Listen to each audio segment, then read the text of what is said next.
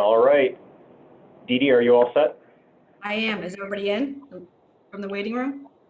Let me see. We have one extra person here. I believe that's everyone. All right. So do we want to start with attendance here? Yes, please. Okay.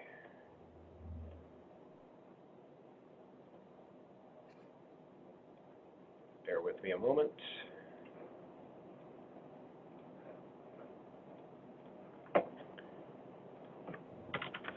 Okay. Suzanne Spellin. Here. Sarah Wenger.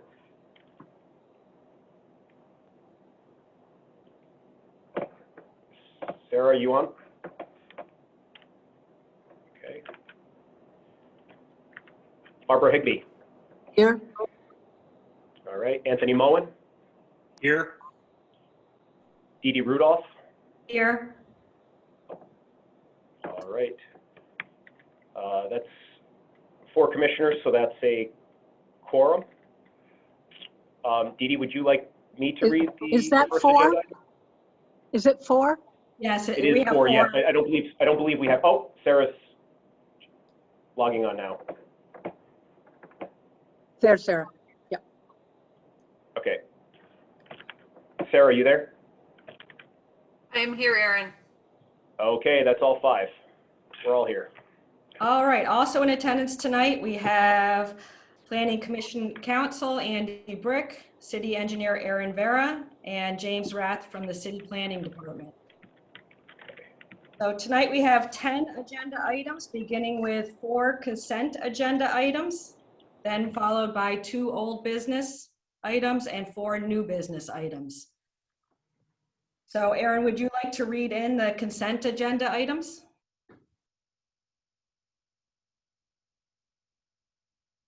Sorry, I can, yes. The first item on the agenda, consent agenda, is PLPC 2020-35. That's a project at 184 4th Street. It's a change of use. The applicant is Ecologic, here tonight, represented by Kathleen, oh, I'm going to butcher that last name, Tanaskis. This is a former church, and it's being converted into a design studio. Also on the consent agenda, we have PLPC 2020-37. It's property located at 386 First Street. Also a change of use. That's the James Connolly Social Club. It was a former bar, and it's being converted to a private social club. Then we have PLPC 2020-39. That's at 336 Congress Street. Also a change of use. The applicant for that project is Fun Cycled. They're a furniture and interior spaces company, and the applicant is being represented by Sarah Trop. Last, we have PLPC 2020-42, located at 1800 Peoples Avenue. That's an application for demolition. That property is owned by Dialysis Clinic, Inc., and they're proposing to demolish a 2-story dwelling on that property. And I believe they're represented tonight by Bowler Engineering.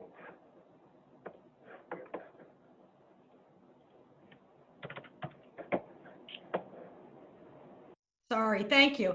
Is there anyone here tonight from the public that would like to speak on any of these consent agenda items?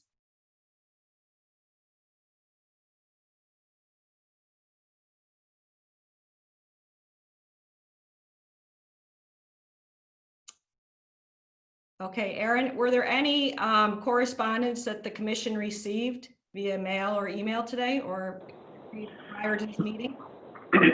We did, Chair.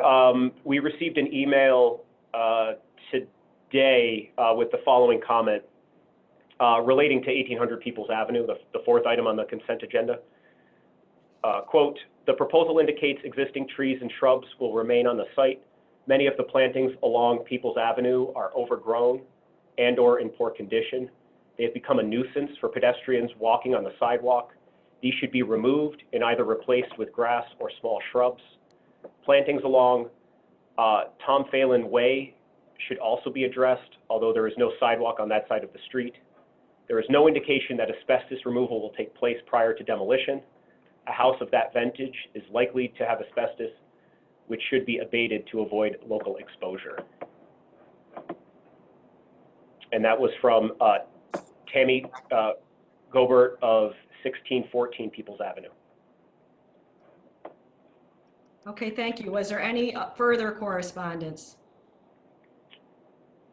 There was not, although I will make a comment about the asbestos removal. There's nothing that the Planning Commission, by acting this evening, that would alleviate the requirements that the applicant has for asbestos removal. It's my understanding they will address that through the demolition permit process. Okay, thank you. And would the demolition permit process also address those landscaping issues? Would the city look at that impact while issuing that permit? We would not. That would be part of site plan review. Okay. So do any of the commissioners have any questions or comments? This is Anthony. I just wanted to say I actually need to recuse myself from consideration of one of the items on the consent agenda, 2020-0037. So I know we would typically vote on all items, I think, as one. Just for my purposes, if we could just separate that one out, since I need to recuse myself. I think what we would need to do, Chair, is remove that one from the consent agenda, place it on the regular agenda, and that way Anthony is free to vote the consent agenda and then come back to it. Okay, sounds good. So with that item being removed from the consent agenda at this time, we have the remaining 3 items on the consent agenda. 0035, 0039, and 0042 is the end 4 numbers of the cases. So is there a motion to approve the consent agenda tonight? So move. Yep. A second. And I should mention that these are all type 2 seeker actions.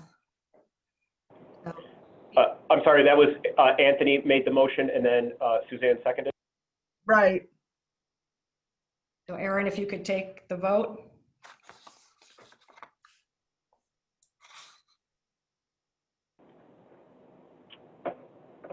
Dee Dee Rudolph, Aye.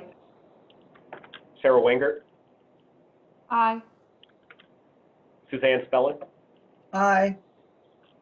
Barbara Higbee,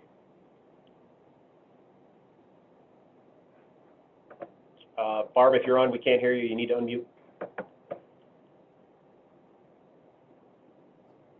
I vote yes. Anthony Moen. Yes. Consent agenda minus PLPC 2020-37 has passed. Okay, thank you. So should we look at PLPC 2020-0037 now? Okay. All right. So again, I'll just ask one more time, is there any public comment regarding that case? Any questions or comments from the commissioners? All right, is there a motion to approve PLPC 2020-0037? I move approval. Is there a second? This is Sarah. I second. Okay, Aaron, if you could take the vote. Dee Dee Rudolph, Aye. Sarah Wengert, Aye. Suzanne Spellin,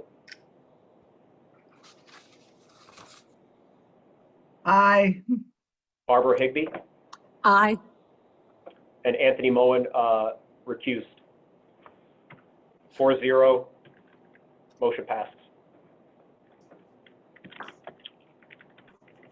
All right, thank you. So the next item on our agenda is old business, PLPC 2019-0044, 438 4th Street, Elevation Hills Apartments. It's here tonight for site plan review and seeker determination. It's an unlisted action. Is there somebody here from the project, the applicant or project sponsor? I'm here, Mauricio Cusano, the applicant. Hi, could you please describe to us the project and what you're seeking tonight? Okay, so the project is a 11-unit apartment building. It has one. We currently are looking at approvals from planning standpoint. This project has already been submitted a year ago, and we are back at it again. I currently have with me some samples to review. We got approved from the zoning Tuesday, and we're now proceeding forward with on the planning side of things. And we're hoping to get an approval to move forward.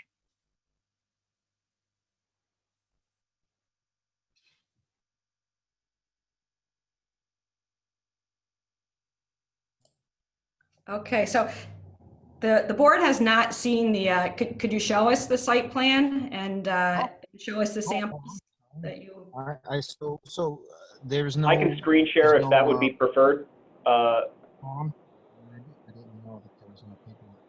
But yes, please, if you have some, Aaron, I would appreciate if you can. Yeah, Mauricio, it's a little hard to hear you. I don't know if you can increase the volume on your end.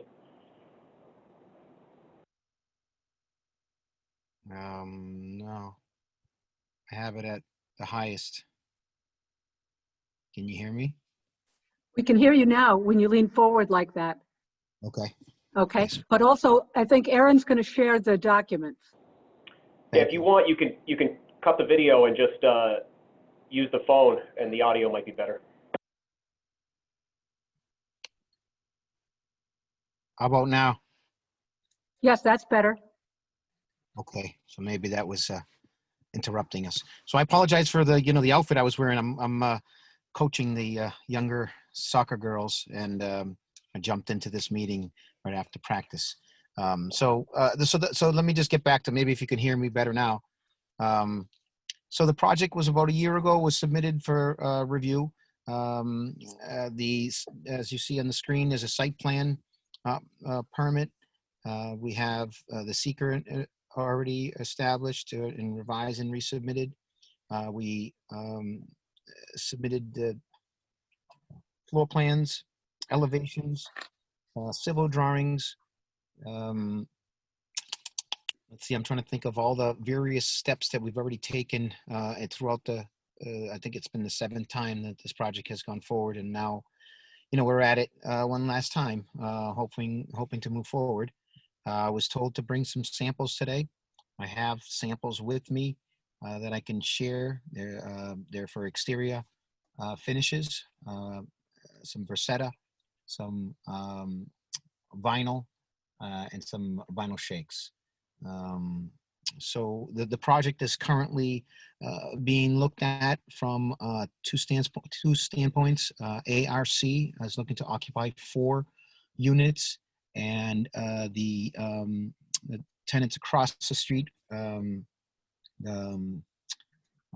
Hope school there is looking to also has inquired into additional 4. So currently now we have about 8, let's call it departments that have already been inquired. So here you see the what is this here? I'm looking at the site plan. We at the zoning board, we made some changes. We got approved for the parking spots. Is there a floor plan to show everybody oh, beautiful. Okay, so thank you, appreciate that. So this is the floor plan here of the apartments.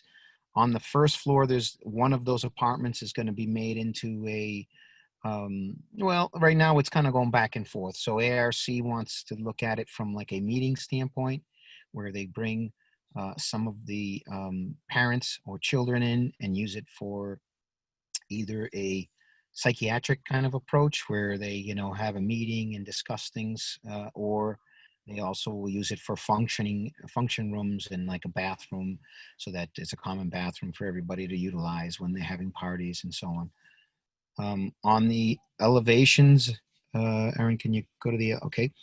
Elevations there, we're looking at on 4th Street. It's accessible from the street.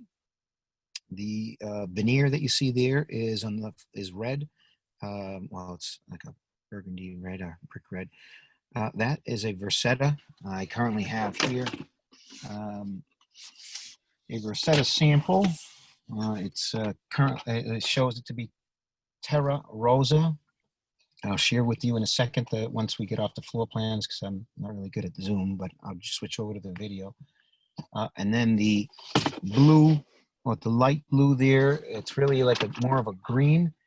And I have here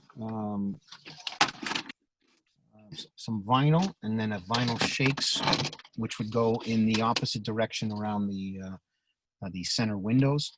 And then that would follow itself around the building. Thank you. On the back side, as you can see on Williams, there is also access to ADA access, and that would be from Williams. You'll have an entrance there. So 2 floors are currently ADA accessible.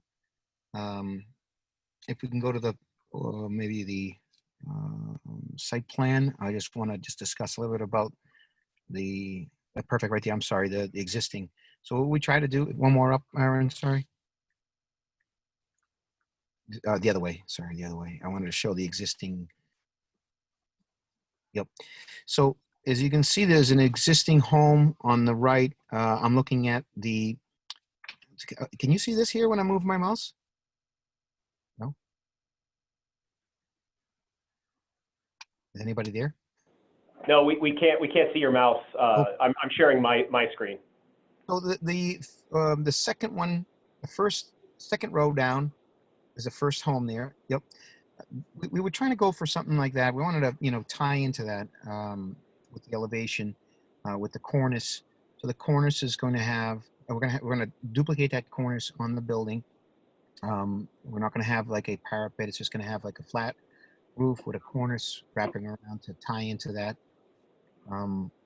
The project itself is geared towards you know, this type of client, and also potentially, you know, the area will want some low income on the last floor, the 3rd floor, sorry. So the bus line, 224 bus line is there. That's you know, fairly accessible to anybody. There's not going to be that many cars with this type of tenants.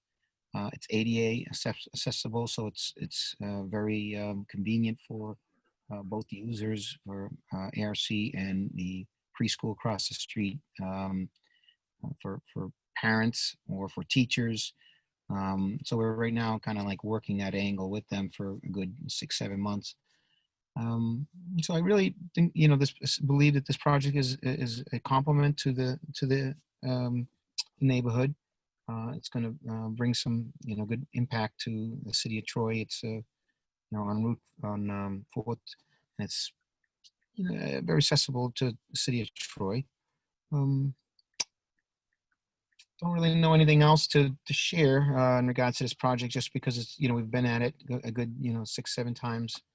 And I know that, you know, the board has changed various commission members. I really would like your support on this.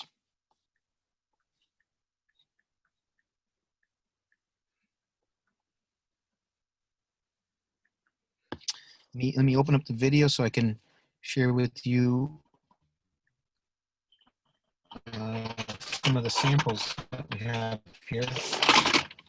This would be, it says, if you can see it, Versetta stone. Aaron, this is Sarah. Is there a way to maximize Maurizio's video by any chance? There is. It's on everyone's screen. If you look in the top right-hand corner, you should be able to switch to speaker view.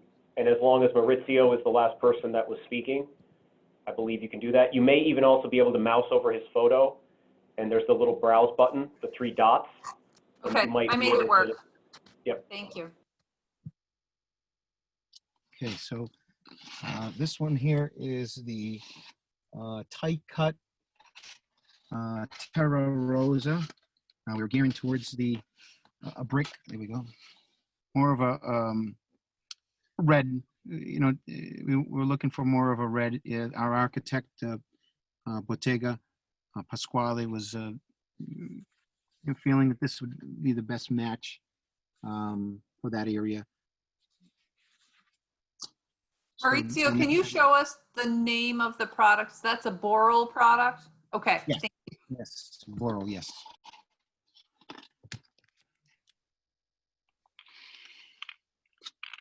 And we went towards the tight cut because we didn't want it to be too bulky.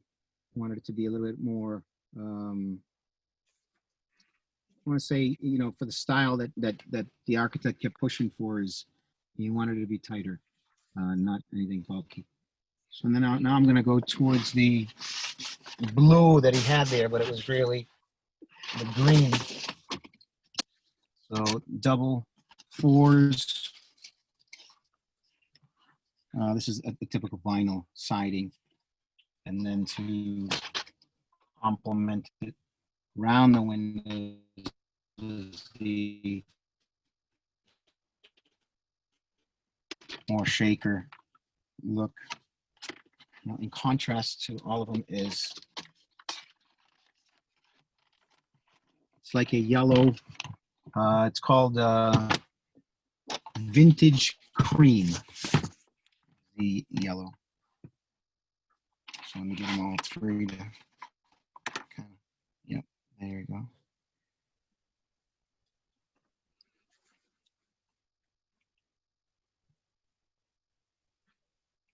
And then I have here some overall samples from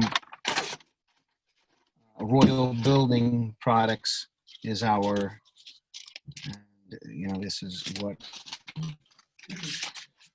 families that they were kind of leaning towards.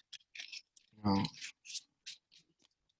so it started out with this area here, and then they moved towards here and here. So it went back and forth. And this was kind of established about a good, I want to say about 8 months ago. The families of colors that they approved, and we, you know, COVID stopped us during that last period, and so we really never took the last step.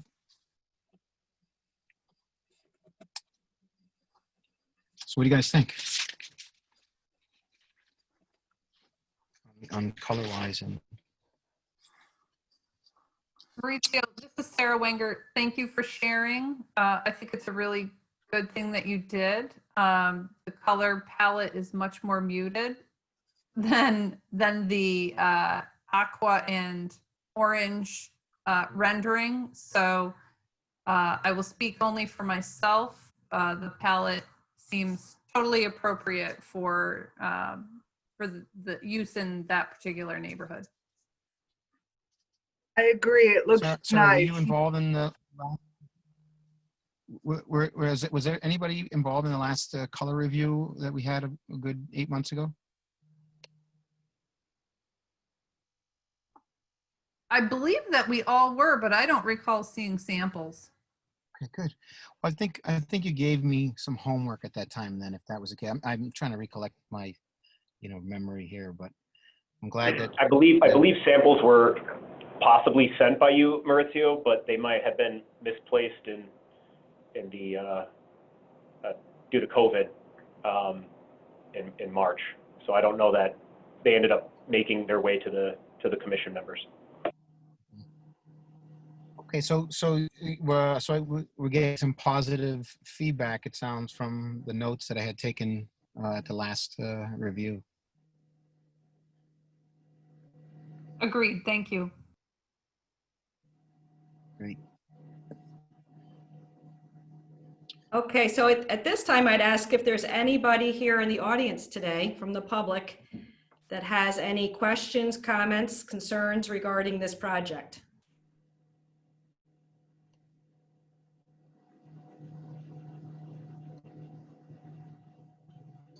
Hey, this is James Rath from the planning department. I just want to make it clear I live about a block away from here. But the comments I heard from other staff members involving the sidewalks that were just replaced outside. So just making sure that any of the repairs being done on this site or any of the work being done on this site wouldn't damage those sidewalks. And if it did, that they'd be replaced in the same way that they were constructed recently. I'd like the applicant to just go over trash pickup and any dumpster that they might have. And then additionally, just as it's a little bit of a larger scale project, if they can address like trash bins that they might have outside of the structure as well for the tenants to use if they're hanging out outdoors. Thanks. Great question. I appreciate you bringing that up. If we can bring up the site plan, so based on, I don't know if Aaron, you have that available that we could bring up. So I could, Yep, give me a second here. I'll give that a shot. the new one that was revised based on the ADA.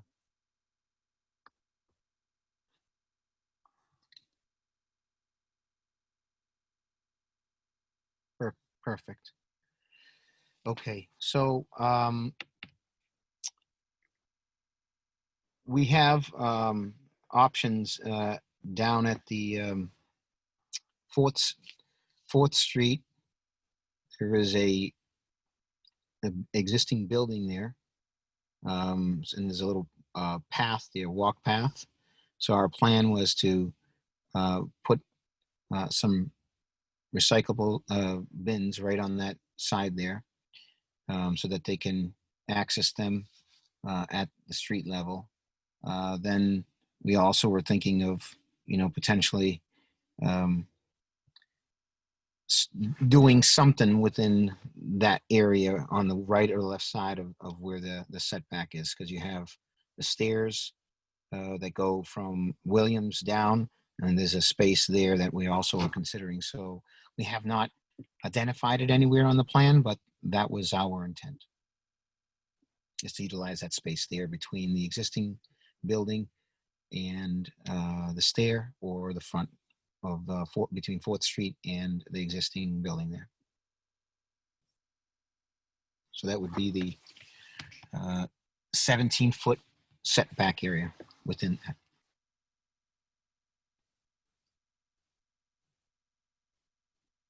Does that answer your question, James? Yeah, great. Thanks. Just a little bit further down, we have we have the THA site there, and a lot of folks hang out outside, which is really nice. So I just love to see accommodation for tenants who want to spend time outdoors, and just make sure there's a bin that they could throw trash in if needed. So I trust that you would address any concerns as they come up in the future as well. But yeah, that addresses my my question. Thanks, Mauricio. And then to just your second part of the question was about the sidewalks. When we were originally in the planning stage of this, sidewalks were to be completed by April, right around there, and it was going to be incorporated in the project. So now, yes, we would repair any sidewalk that's been newly installed, and I could see that we'd have some repair on the side where it ties into the combined sewer sanitary. Yeah, that would be the only, unless we go underground. But whatever needs to be repaired, yes, we would take care of it.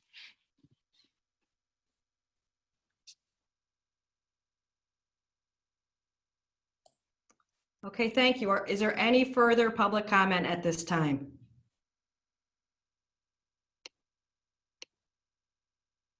All right, so is there a motion to close the public hearing?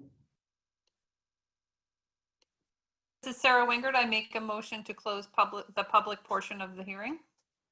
This is Suzanne. I second it.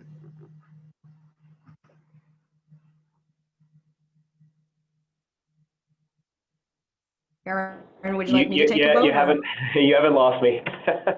Nope, Dee good. Dee Rudolph, Yes. Sarah Wengert, Yes. Suzanne Spellin, Yes. Barbara Higbee, Yes. Anthony Moen. Yes. The motion to close the public hearing has passed 5-0. Okay, do any of the commissioners have any further questions or comments regarding this proposal?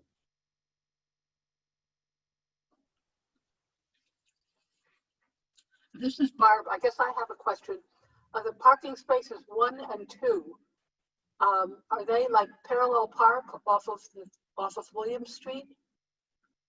Yes, they are parallel parking, yes. Parallel parking, okay, and that works? Yes, we actually had an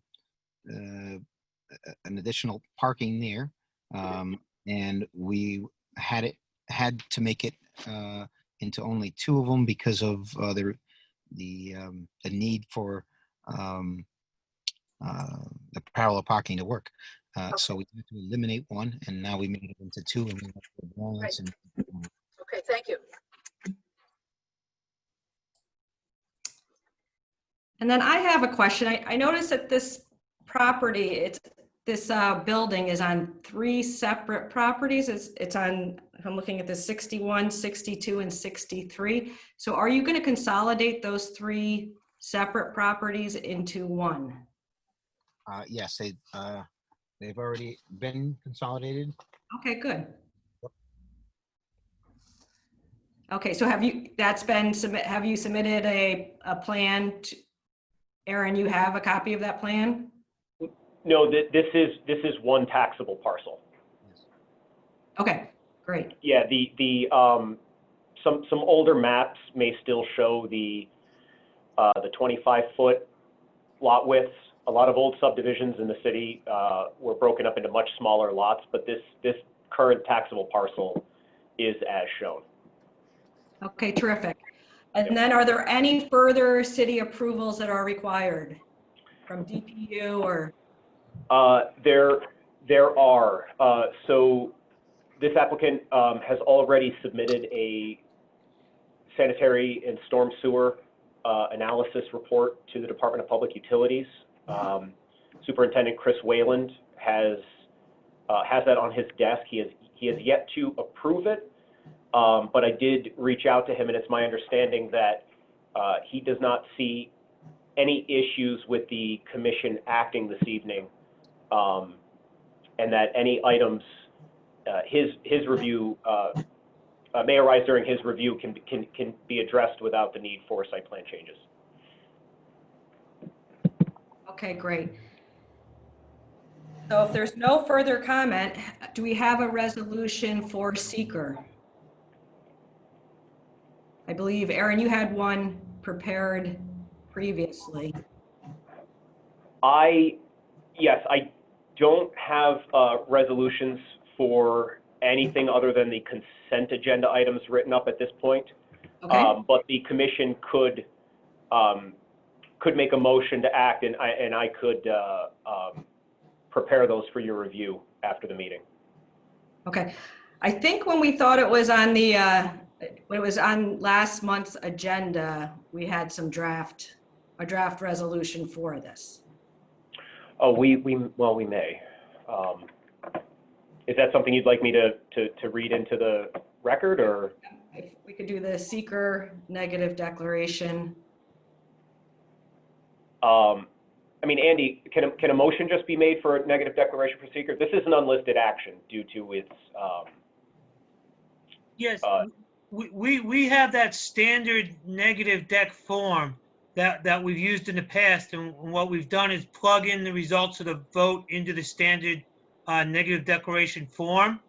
I think you can do that here. There isn't anything out of the ordinary that I'm aware of related to the environmental assessment form submitted or the testimony.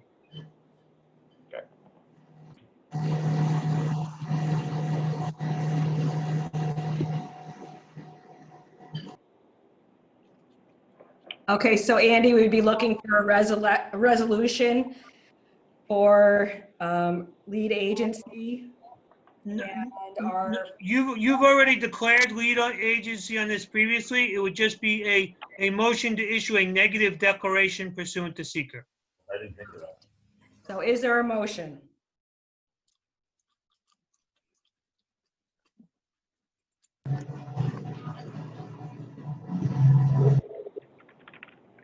I make the motion. Is there a second?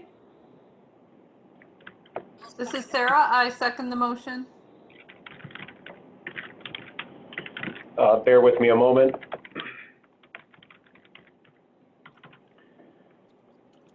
Dee Dee Rudolph, Yes. Sarah Wenger, Yes. Suzanne Spellin, Yes. Barbara Higbee, Yes. Anthony Moen. Yes.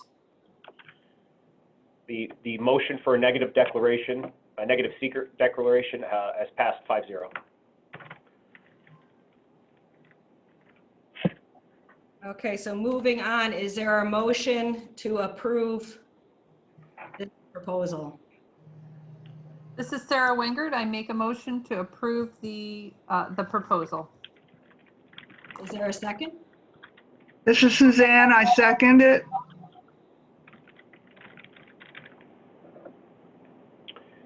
On the motion to approve, Deidre Rudolph, Yes. Sarah Wenger, Yes. Suzanne Spellin, Yes.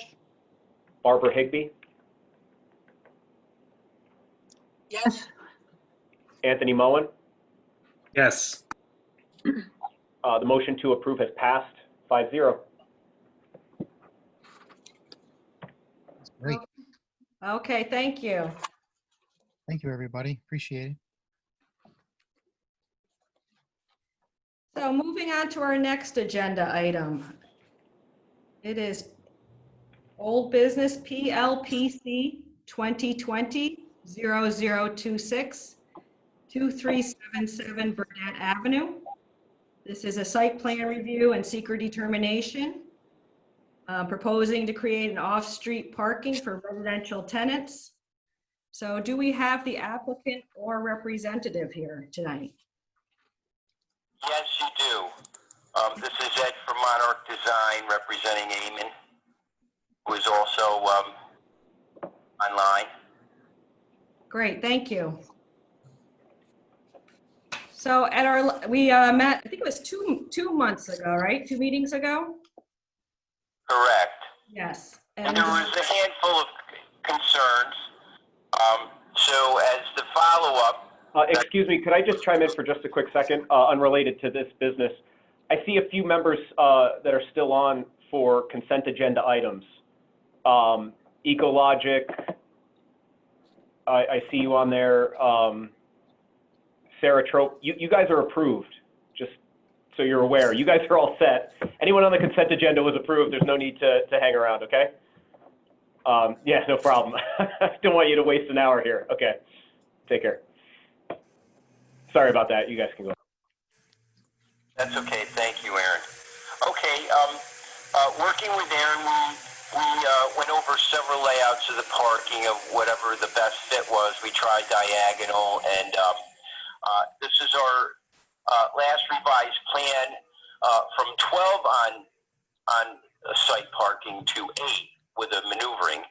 And we received also comments to keep a 20-foot drive, to keep the existing driveway enclosure, revert to lawn.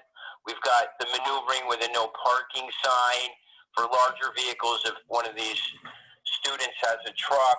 And if you recall, Eamon Renovates has about approximately 10 apartments. So we began with 12, we're at 8. We followed up. There's a narrative that's stapled to the plan set that I think walks you through what's happening with the neighbor. He's an absentee landowner to the south. Eamon is, or the applicant rather, intends to purchase that property. He's working that out. Property to the west is the wine store on Hoosick Street.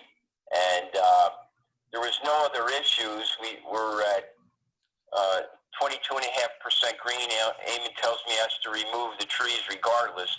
They've become hazardous, touching power lines and so forth and rot. So we have some new landscaping, and we like to keep it simple. We have car bumpers to keep any of the vehicles off of the building. And that's about it. Unless you have any questions, we can walk you back through the narrative, but I think that would be redundant to the application. But if you do have any further concerns, we've been working with Aaron on the drainage. I believe we're okay.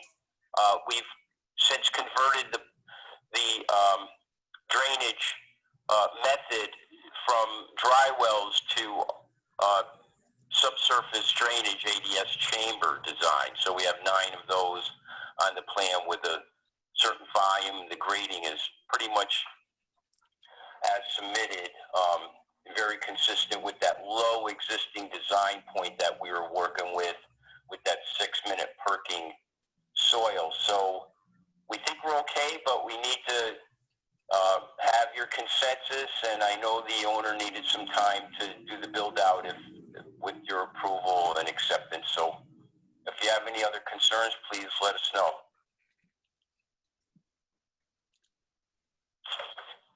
Hello. Hi. Oh my God. Hello. Andy, I can't remember now. Did we have a public hearing for this already? I'm not sure. Well, why don't I ask, is there anybody from the public who? And requested to provide follow-up. So I don't know if we had the public hearing. Is there anybody here from the public tonight that would like to comment on this proposal?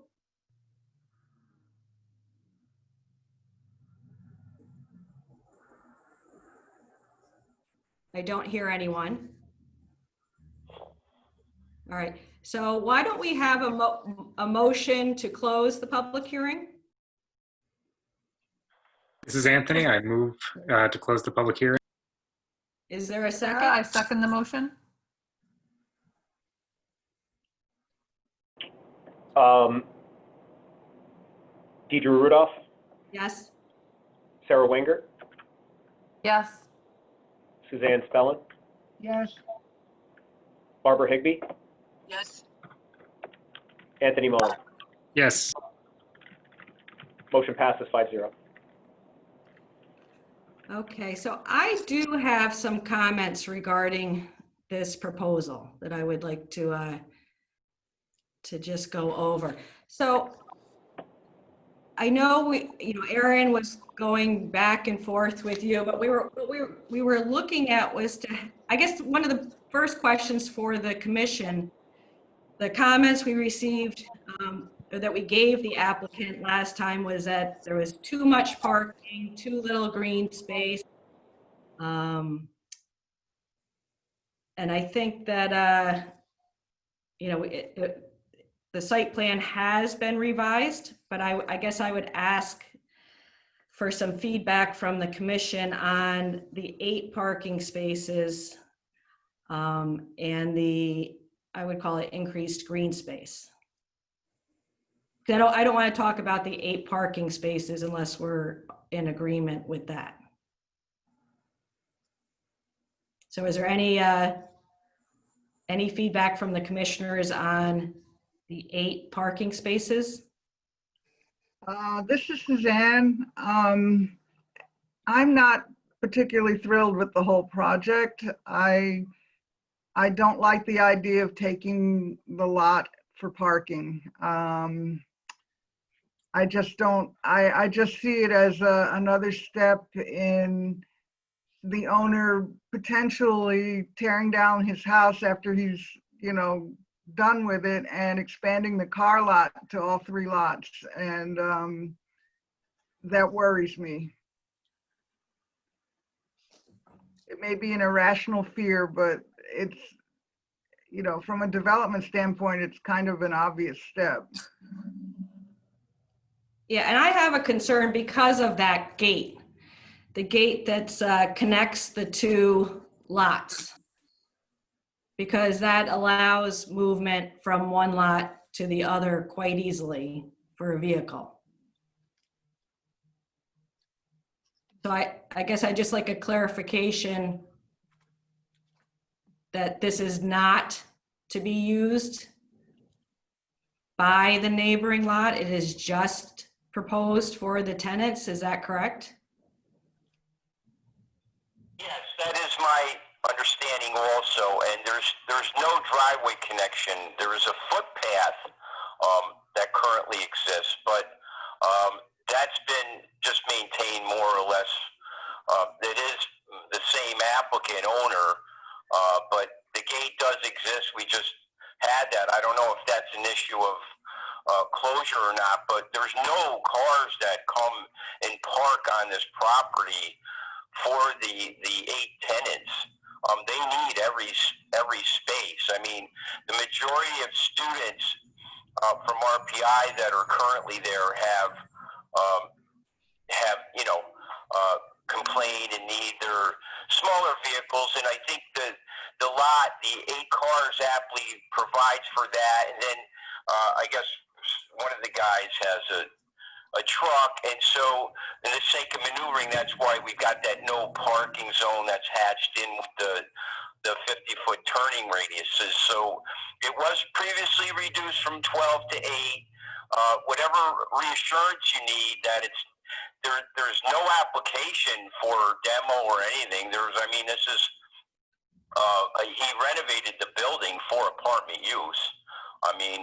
It's working for the apartments, and getting the vehicles off the street, I think, is a good thing.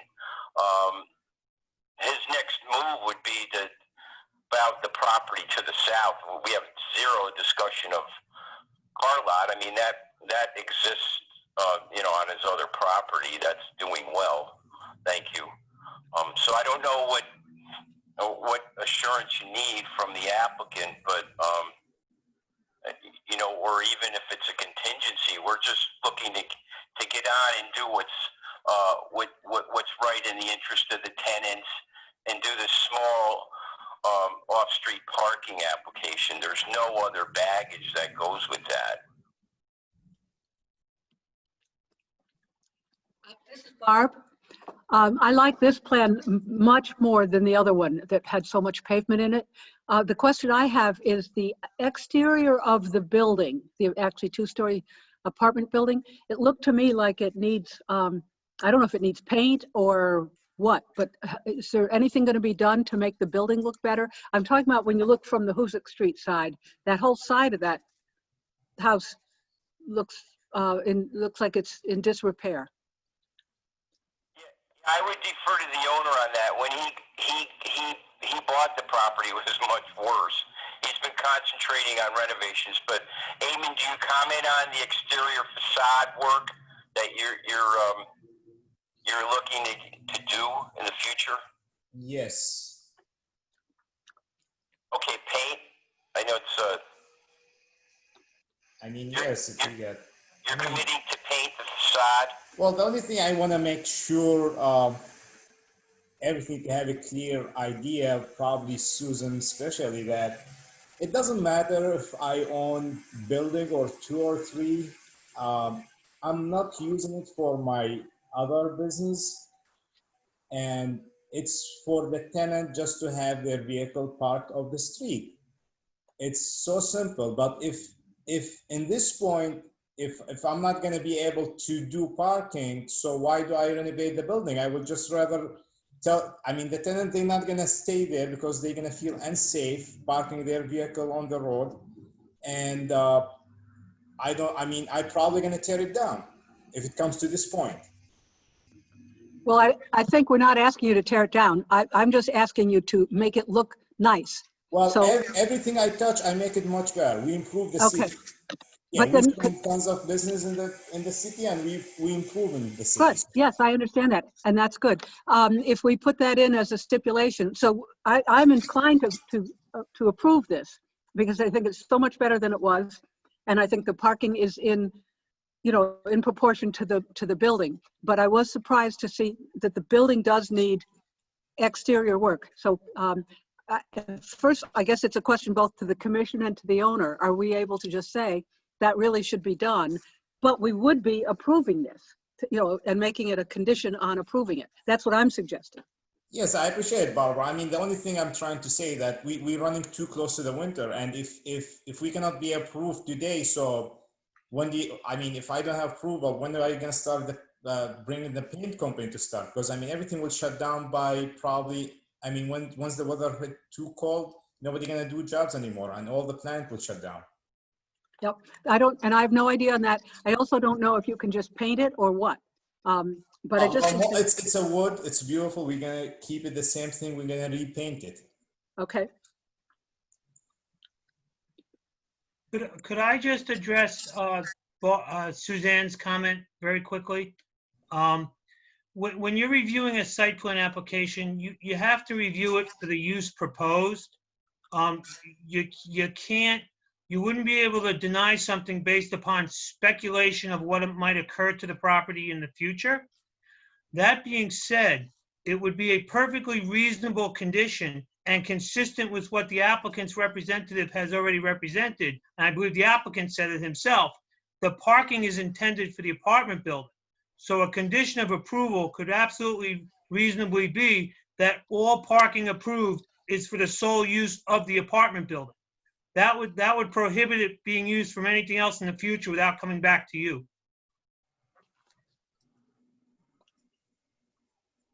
Okay, whatever moves the process along. I didn't realize we didn't want to skip the month of review. I know we're at that point now, and to just keep it productive, whatever assurance you need, he's on a schedule, a tight schedule to get the drainage installed. It's more than what he had intended or wanted to do, so that's a matter of implementing his budget with and getting it done properly according to everything we're agreeing to. I guess it's in an interest of time, but I don't know what other reassurance you have. You have control of whatever contingencies or whatever you stipulate. But as stated, it's parking for the tenants for the apartment building.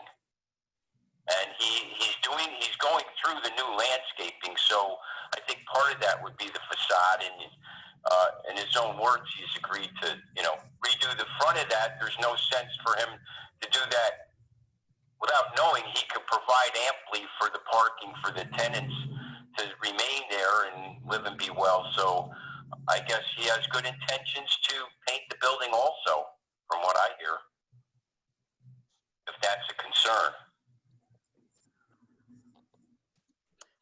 I think we could, my hope is we just stipulate that.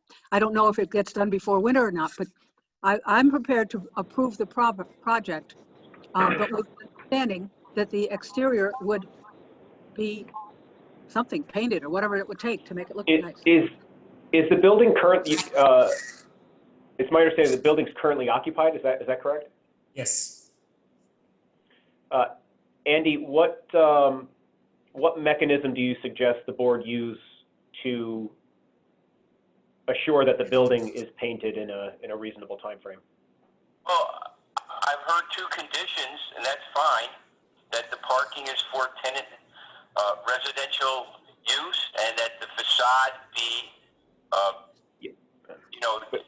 The question on the floor was to council. Or want to stipulate repainting. Those are two conditions that I've heard, but the question was for council. Andy Brick. Yes, Aaron, it would be both the requirement that the facades be treated, whether it be siding, whether it be paint. I don't know that you want to limit them to paint, but the appearance of the facades be treated within a certain amount of time is a reasonable condition under your powers to regulate aesthetics. And the condition that the parking be solely used for the residents of the apartments is also a perfectly reasonable condition. How is that enforced? Is he ticketed if he doesn't do that in the amount of time that the commission provides? Well, if it's not done, it would technically constitute a violation of a condition of a site plan approval.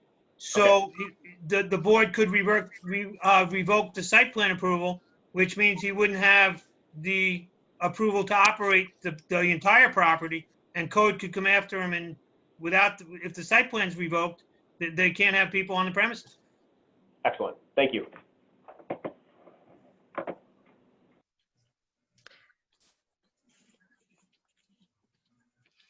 All right, so I do have one more question. I was just reading your narrative, and it says on the first paragraph, the last sentence says, the 3 ADA parking on street are proposed to remain along Burdette. So could you just explain to me that? I'm not clear on that. They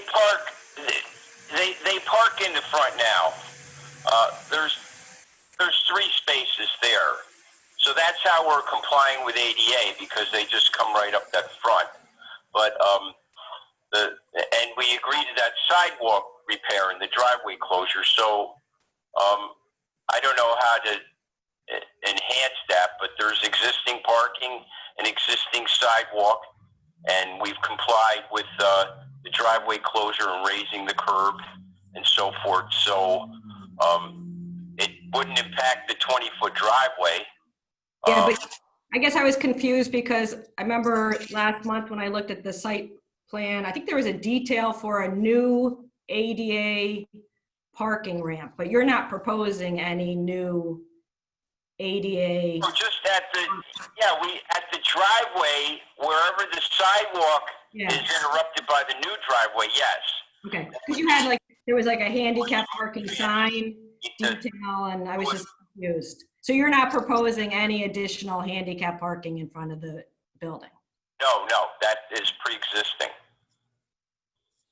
Pre-existing parking, yes. Yes. Okay, but not handicap parking. Okay. So does anyone else from the commissioners have any more comments, questions?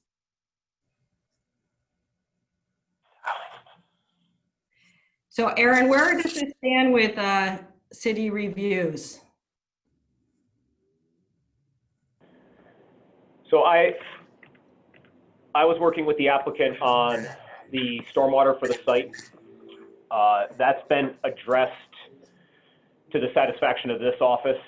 The proposed system will handle the increased impervious area without affecting adjacent properties. If the building is currently occupied, there is no need for DPU review because there is no increase in sewer flow as a result of this project. The building's currently occupied. So the only issue would have been the stormwater, which has been addressed.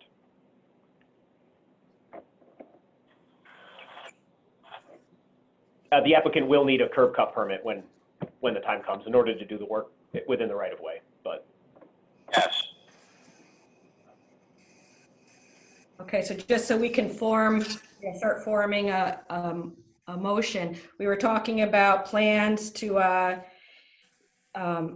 improve the exterior facade, and we were thinking about putting a date on that or a time frame. What anybody have any suggestions as to what we would be looking for? Do you want to have 6 months? Well, I will start next week, so you can guys check it in a couple weeks. Ah. Yeah, I acted quick. I'm not like. My concern, this is Barb, my concern is that they do not just the facade on Burdette, but also the one on Hoosick. Because the Hoosick one is very visible also. Actually, all the way around should be done. Yes, the whole house. Yep. I mean, you see, Barbara, how nice we did the dealership. The car, it doesn't even look like a used car. We did very nice job. You did a very nice job. It's very nice. Everybody, I'll be honest, I mean, all the city, everybody park, whoever lives, they agree we did amazing job, where it was, where we turn it. So we will do always the same thing. We will improve it. Okay, so all the facades, the four All facades. around the house will be taken care of next week. I promise you. And you guys can check it, stop by, take photos. So if the chair likes, we could make that condition before the end of the year. Would be. Dee Dee, is that okay? Yes, that sounds reasonable. So December, we'll put it as December 31st.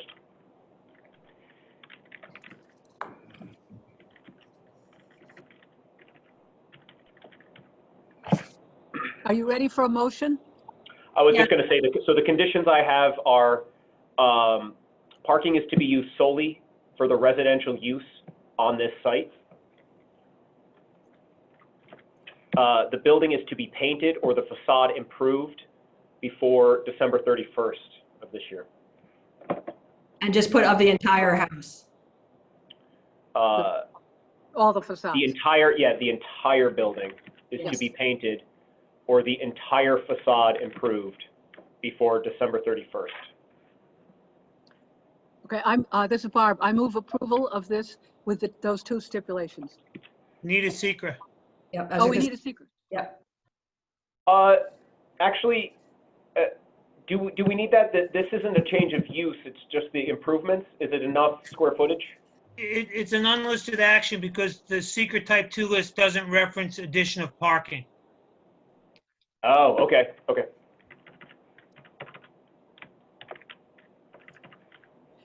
Okay, I move approval of, are we ready to do that?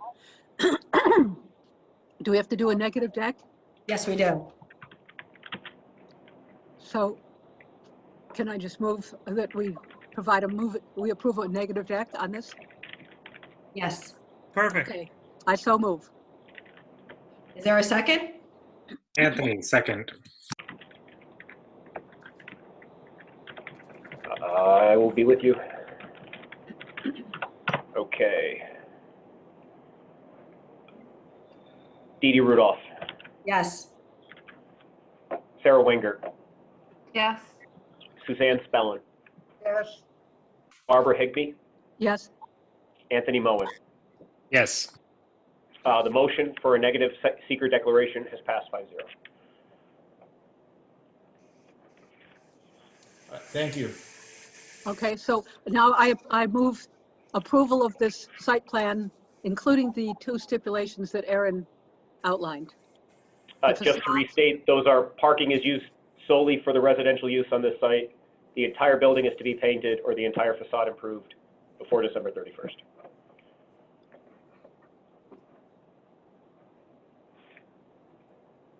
All right, is there a second? This is Sarah Wingert. I second the motion. Dee Dee Rudolph, Yes. Sarah Wenger, Yes. Suzanne Spellin, Yes. Barbara Higbee, Yes, Anthony Moen. Yes. Site plan approval has been granted 5-0.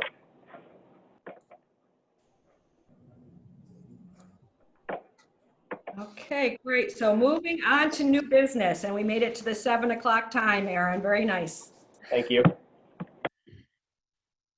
So our first agenda item under new business is PLPC 2020-0032. Location is 328 8th Street.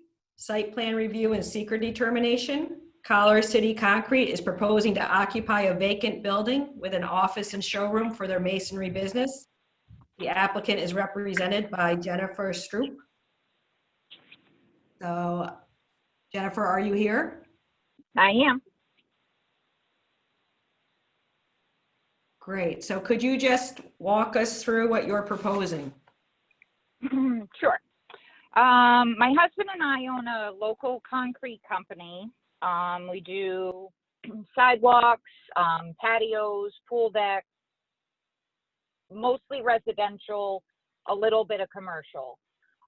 What we're looking for is just a place to, if the customers want to visually and physically see the different options for the stamps, we're looking for a place to bring them so that they can see them firsthand.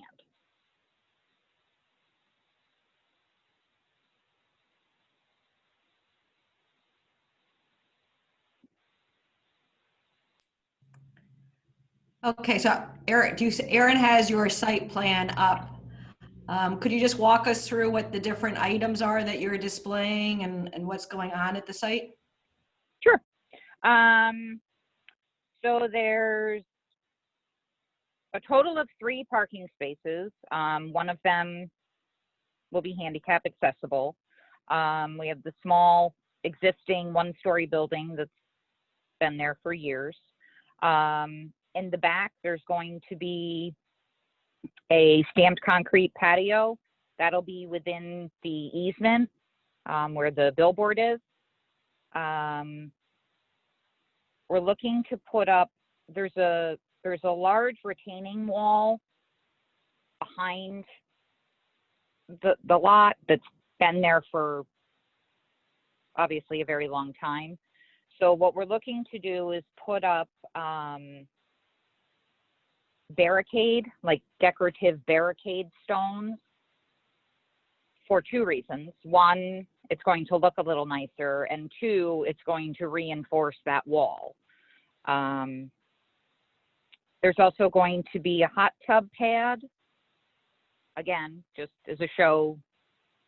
So, you know, people call us to put in hot tub pads. They can see what it'll look like. Also a fire pit. We're going to have a gas one and a wood one. And then another stamped concrete patio. We would like to put up raw iron fence in the front with a gate that would be secured, where once I'm in the building, I would have to open the gate. Like I would have a remote to get in myself. I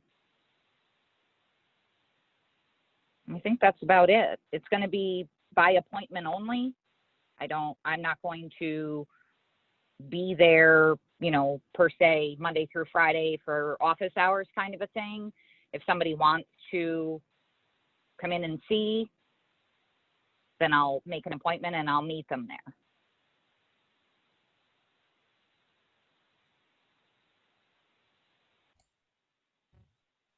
Okay, thank you. So I would ask if there's anybody here tonight from the public that has any questions regarding this proposal.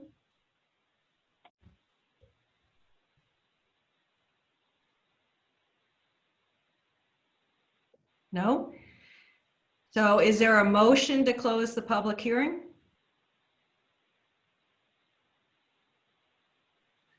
This is Suzanne. I move we close the public hearing. Thank you. Is there a second? I second. It's Barb.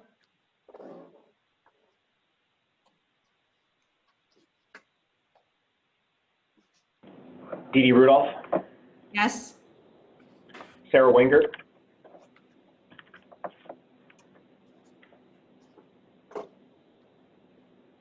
Sarah Wingert on the motion to close the public hearing. Yes. Suzanne Spellin, Yes. Barbara Higbee, Yes. Anthony Moen. Yes. The public hearing is now closed. Okay, do any of the commissioners have any questions?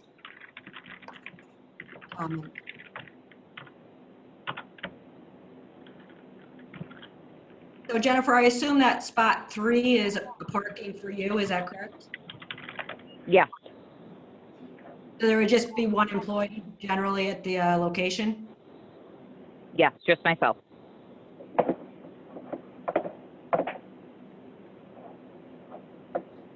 So Aaron, are there any city approvals that are required? Are there any variances or any other city approvals needed for this project? No, No, the applicant has done a little bit of work on the site in terms of a new fence line that, let me see if I can mark that up. A new fence line here, which was a separate permit. And then the sidewalk here has been replaced. That's brand new, fantastic looking sidewalk. We made some other comments prior to the board seeing the plan, which have all been addressed. They were relating to internal circulation and parking, and those have all been addressed.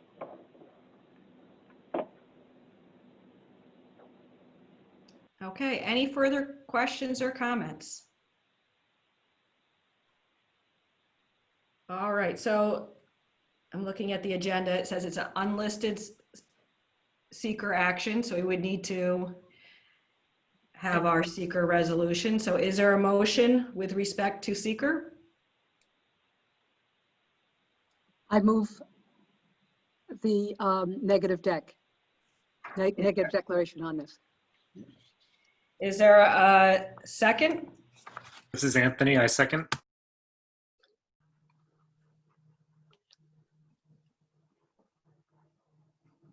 Dee Dee Rudolph, Yes. Sarah Wenger, Yes. Suzanne Spellin, Yes, Barbara Higbee, Yes, Anthony Moen. Yes. Okay, so moving on. Is there a motion to approve the site plan? This is Sarah Wingert. I make a motion to approve the site plan. this is Suzanne, I second.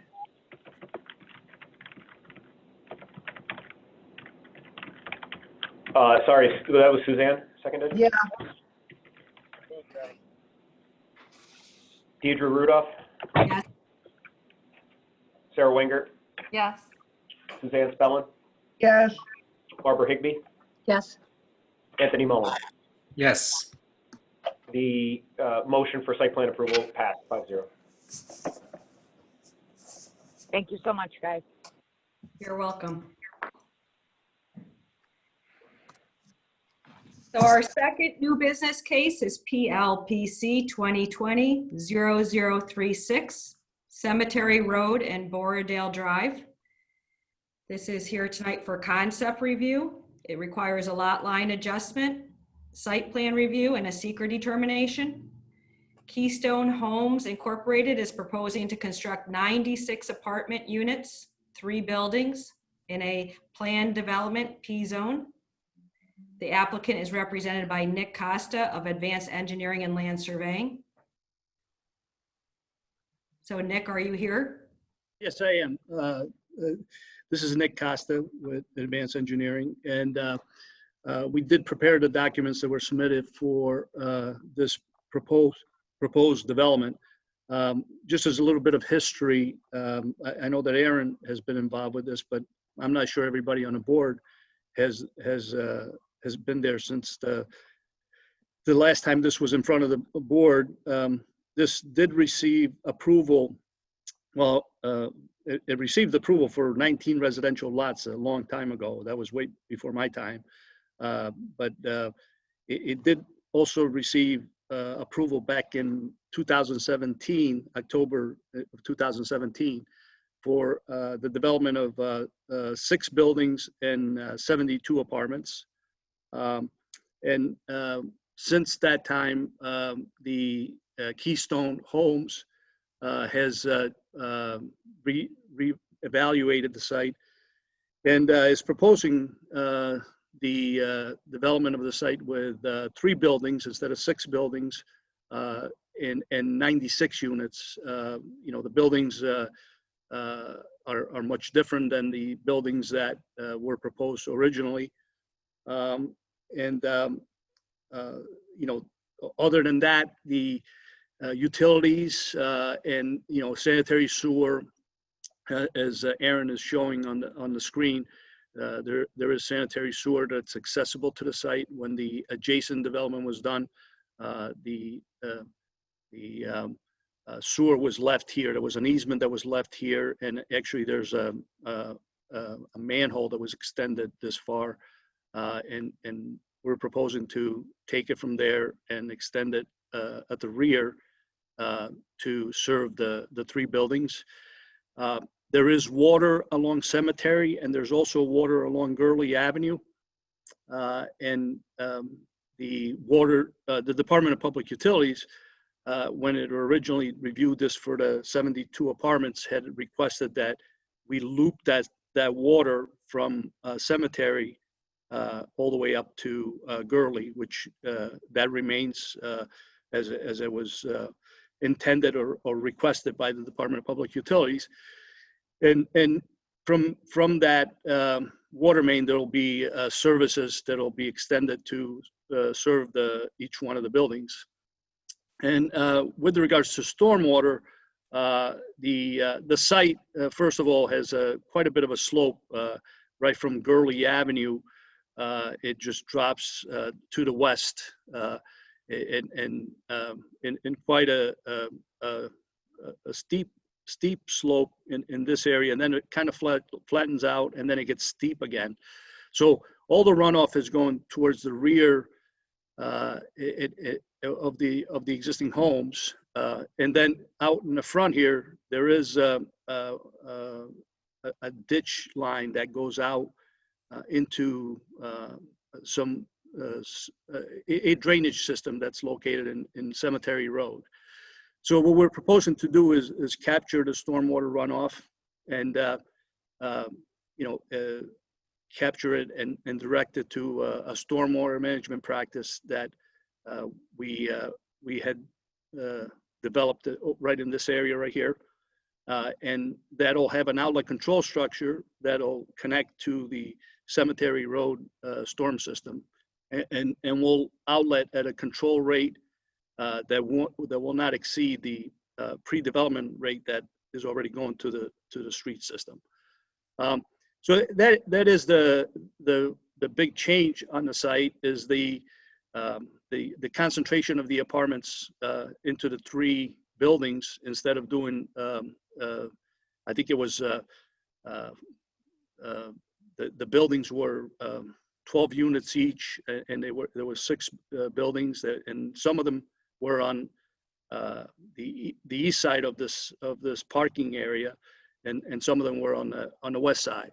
So it allows the site to not have any disturbance into this very steep area, steeply graded area, which there are areas that are probably have rock outcrop. So it'll avoid having to deal with all of the potential blasting or heavy excavation that would need to take place, and that is one of the reasons why the buildings were moved to the westerly side of the parking area. The entrance would be off of Cemetery Road. Obviously, the parcel does have frontage along Gurley and Cemetery Road, but it's impossible to get a driveway from Gurley Avenue. It will follow the original approval of the 19 lots, which were all coming off of Cemetery Road. So the current tax map for the city shows the roadway coming up to a cul-de-sac, and then lots laid out on both sides of that roadway. So that's the summary of the changes that have been made to the site. The site is about 5 acres in size, and it is in the planned development district. And if there are any questions, I would be more than happy to try to answer those questions. Okay, thank you. I think at this time I'll open the public hearing. Is there anyone here from the public tonight that would like to make a comment on this proposal?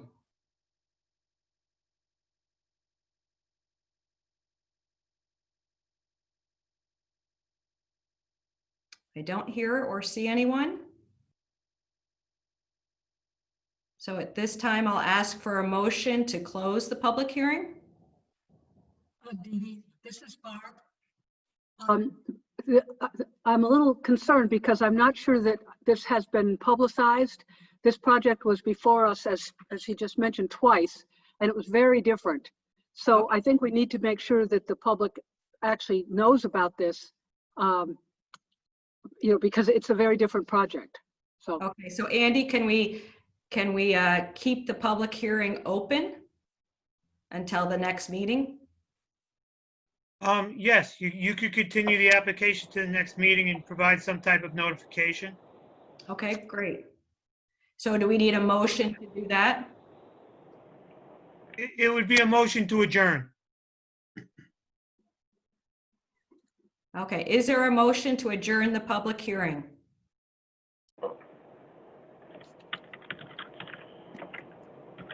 This is Sarah Wingert. I make a motion to adjourn the public portion of this proposal. Is there a second? It's Suzanne, I second. All those in favor? Aye. Aye. Aye. All those opposed? Motion carries 5-0. Okay, I know I have some comments, but I would ask, do any of the other commissioners have questions or comments regarding this proposal?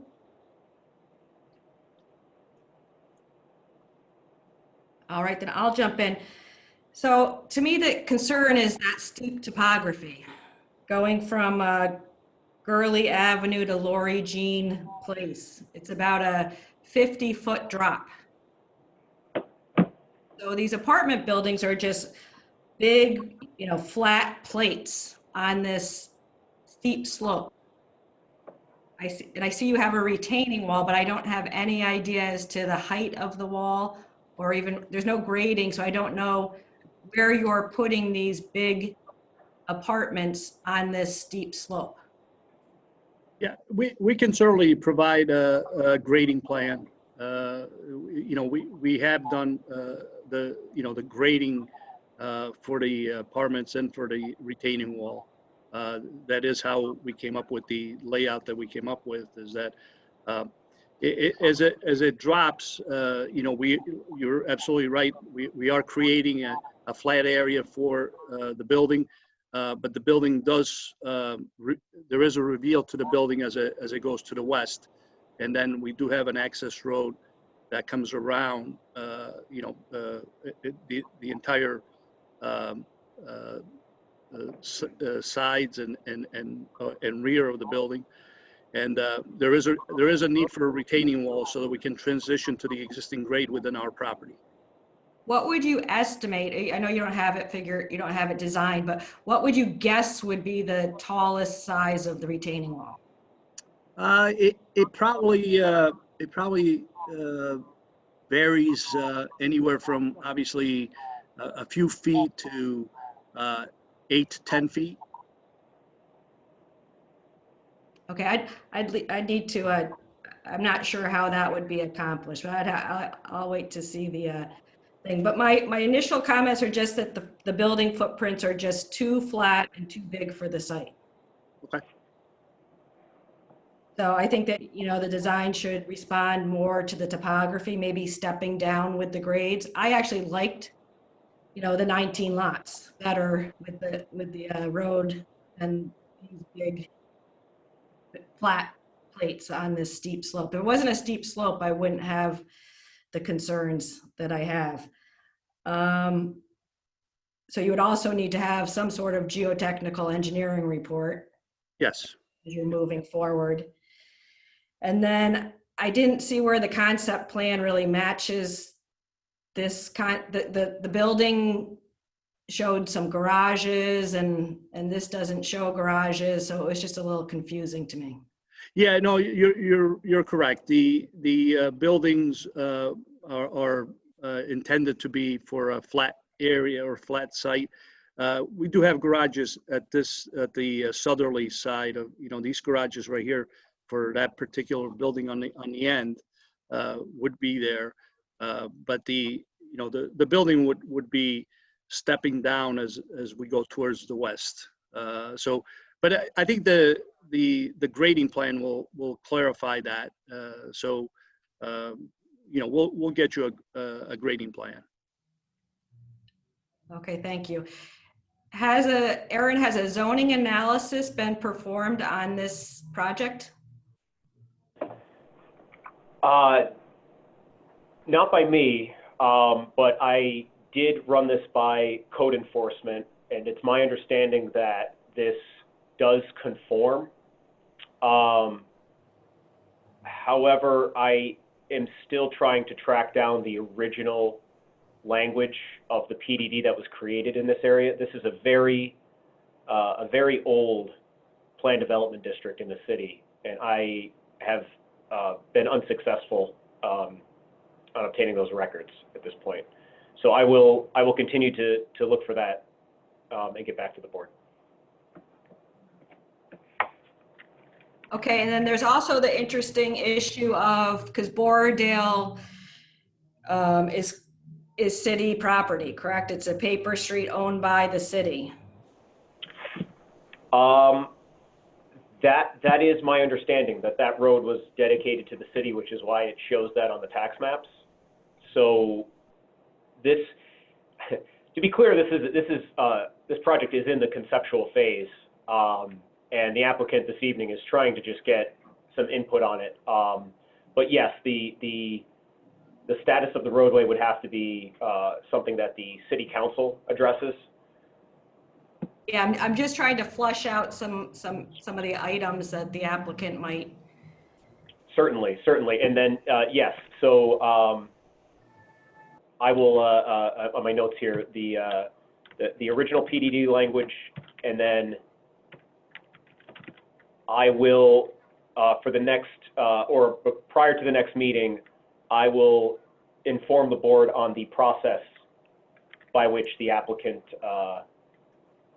can get that property back. All right, I would ask, does anybody else have any comments at this time? So Barb, my general sense, just looking at the site plan, is that you said it didn't seem to pay attention to the topography.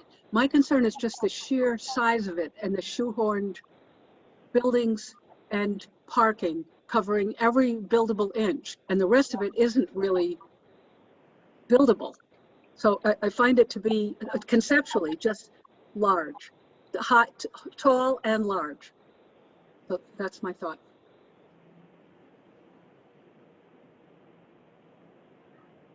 Okay, thank you. Yeah, thank you.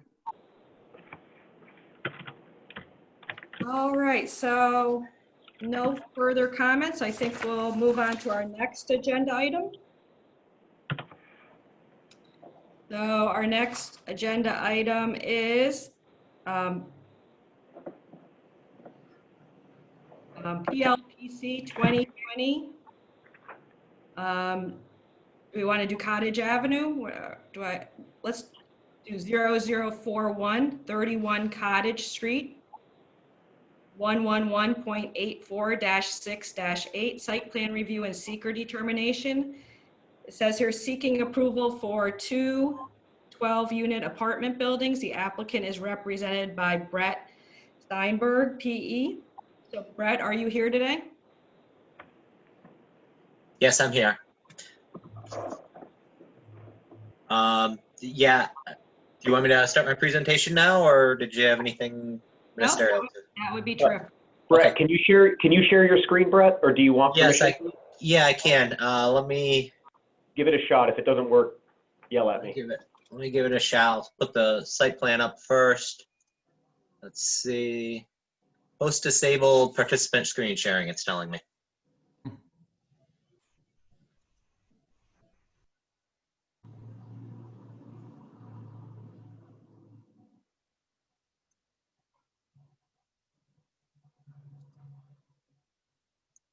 Oh, go ahead, give that a shot.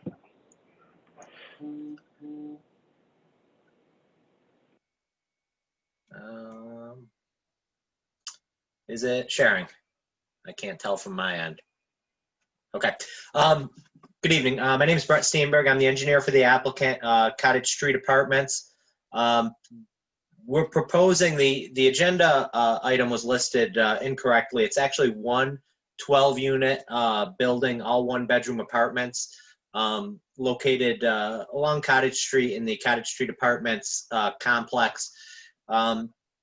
They purchased the parcel, I believe, from the city a few years ago, which encompasses, if we scroll up here, you can see it's a pretty large parcel that was purchased from the city, includes this area in the inset here.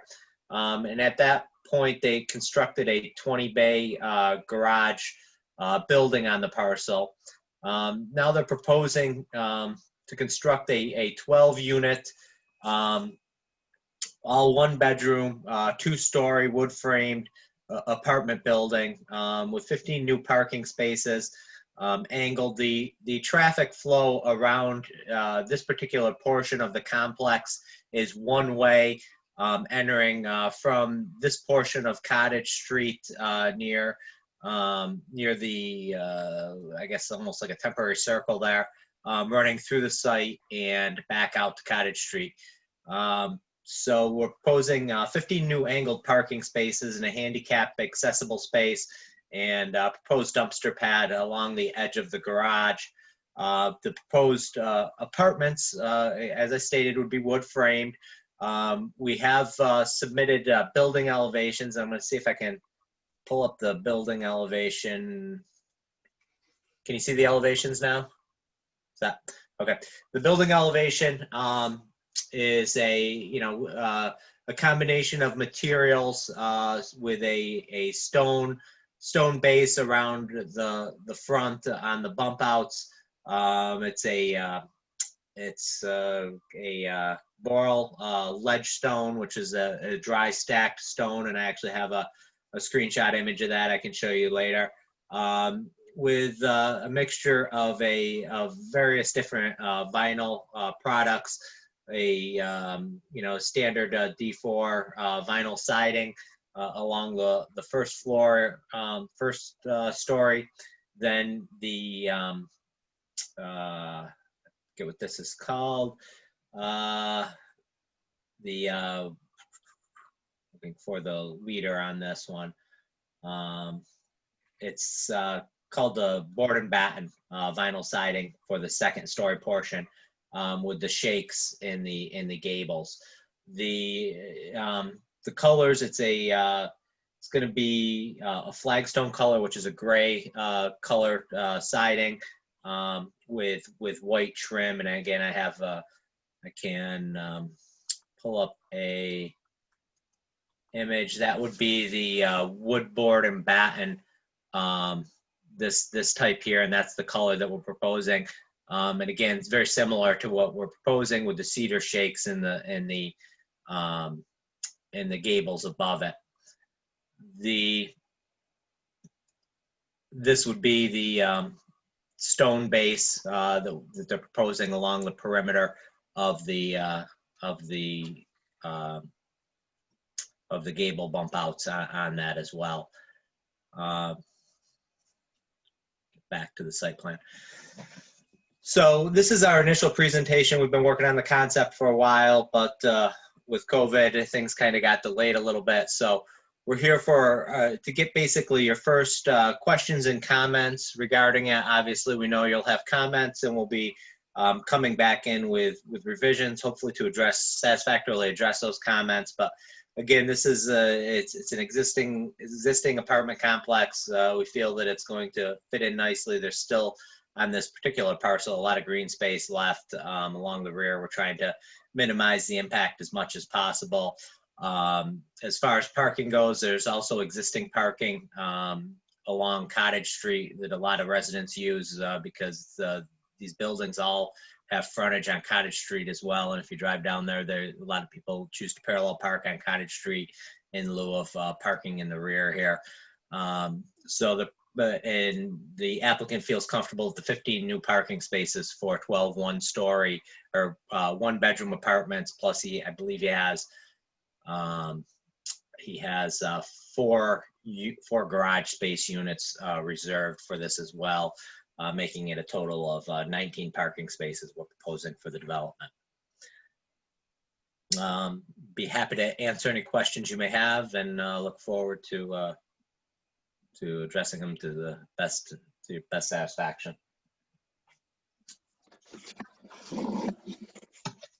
Okay, thank you. Can everybody hear me? I just changed my audio. Yes. Okay, thank you.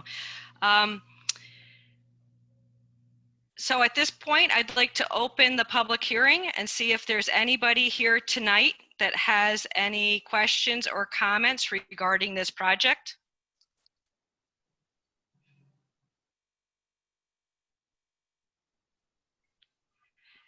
No, so I would ask the commissioners, would you like to close the hearing or adjourn it to the next meeting? Hey, Are there- Dee Dee, this is James. If I could just make a quick comment. I just would like to see the accessible parking space moved, or the dumpster and the accessible parking space to not be in the same location. Just seems like it's inviting a conflict that doesn't need to be there. Thanks. Thank you. I would like Yes. to hold this open again, because I'm just not sure Yes. people know about it. It does seem like a project that has green space and has proper parking and all, but I just think it should be held open. Okay, so is there a motion to adjourn the public hearing? I move that we Motion. adjourn. I'll second. All those in favor? Aye. Aye. All Aye. opposed? Motion carries 5-0. Okay, I do have one comment as well. I don't know if any of the other commissioners have one, but I would like to see, I'm a little concerned that this property is a drainage way for the neighboring development. So when you look at the survey, it says that no search of the public record was made for easements, agreements, or restrictions that may affect the surveyed parcel. So while we're in this concept phase, I would just like to see if you could do an abstract of title, which is what the survey recommends. It says an abstracted title is recommended to ascertain what easements, agreements, or restrictions may affect the survey parcel. So again, I probably, hopefully none, but I would just like to flush that out during the concept. I agree. That's always good to get that out of the way and not have a surprise later in the process. Right, thank you. And then the only other thing would be if there's any wetlands on this site.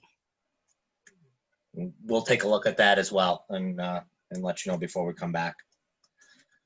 So do any of the other commissioners have any questions, comments? This is Suzanne. I just have a question. I'm on Google looking at Cottage Street. Is your other complex that your client has the ones with the tan colored siding and shakes as opposed to the brick ones across the street? No, he has the brick ones across the street. Okay, so the tan colored 3-story ones are somebody else's? That is another development. Yes. Okay, thank you. This is Sarah Wenger. I don't know what my comment is other than it's peculiar that there's such a well-established architectural style of the many, many apartment buildings in this complex. And it's just peculiar that the owner would choose to introduce a very different architectural style for one new building. I'm not necessarily opposed to it. I just can't, I can't not make that remark. Yeah, I can, Sarah, I understand your concern, and I totally understand where you're coming from. I will relay that on to the architectural designer and the owner to see what their thought process was with that. I didn't develop the elevations or the color palette myself. I would hazard a guess. I did propose a footprint of a building I had that I thought would fit well in there, and that might have driven some of the architectural elements with it.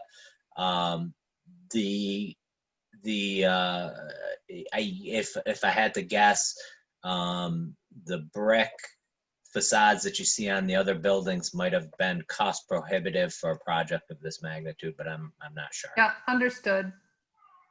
I actually wondered if it was sort of a new, sort of a new prototype, and that future buildings would follow suit with this new style. I don't object to it. It's just notable. That's all.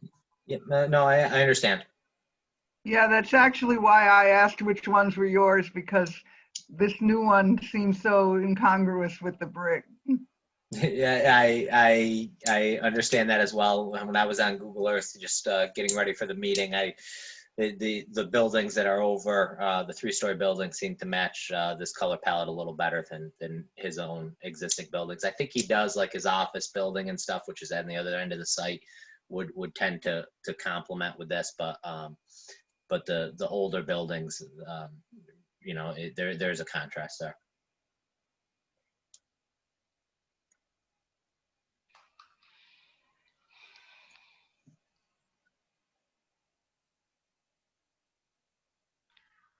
Okay, great. Any further comments?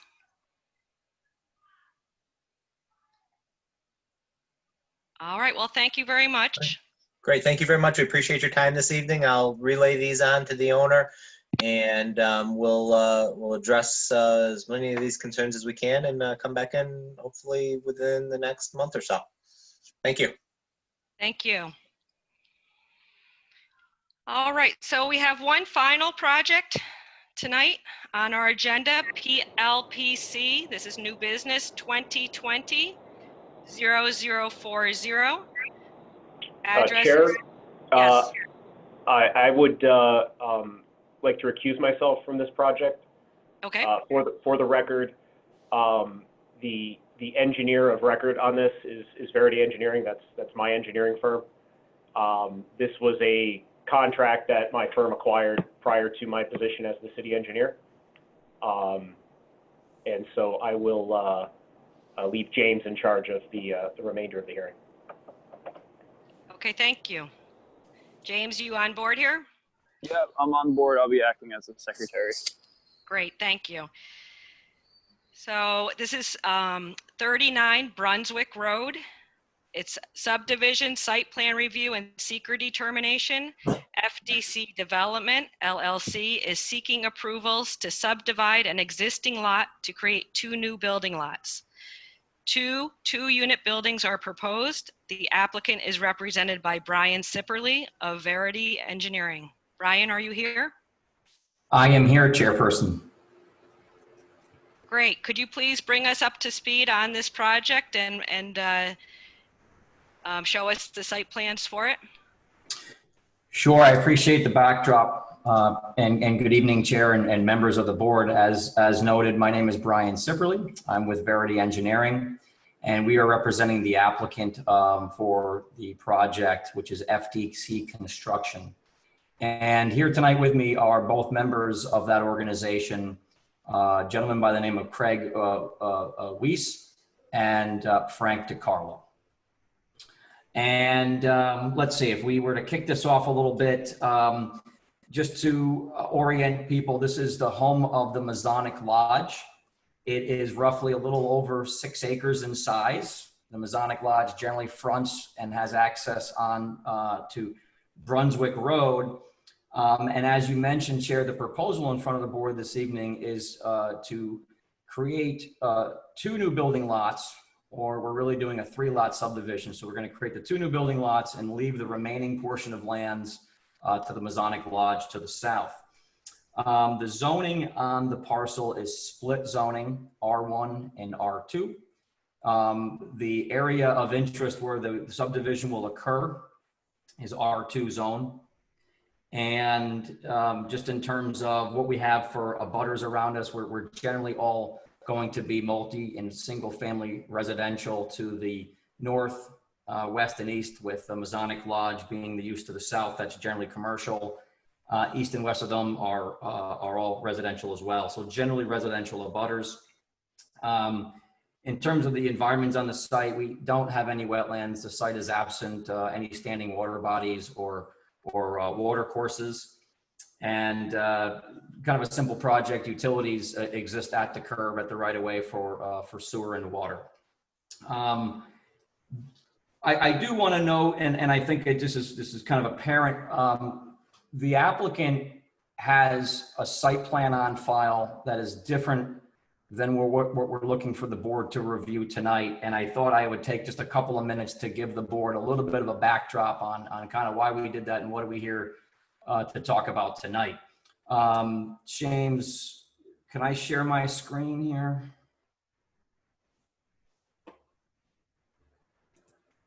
So sorry, we're a little bit limited with Aaron and I swapping out. I'm actually on mobile only. I don't think Aaron had the capability of having applicants share their screen. I do have the proposal up though, so if you'd like, I can share my screen and you can kind of just walk me through what you're talking about. Is that all right, Brian?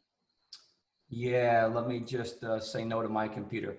Yeah, that'll be fine, James. I guess let's bring the site plan file that would have had probably a 9/1 date. I have the newest site plan up now. Again, I am pretty limited on mobile, so I'm a little concerned about going back and forth. Are you suggesting bringing up the old site plan? I am. Okay, just bear with me a moment then, folks. And Chair and members of the board, as James is working on that technical side, I think what you're going to see is the proposal this evening is not substantially different at all than the plan that was originally presented to the planning board. The narrative here is the plan that you see that was originally presented with a 9/1 date on it, which would have been two structures separated by a parking lot in the middle, can no longer be developed. That plan was predicated on the applicant receiving an area variance for relief to a front yard setback.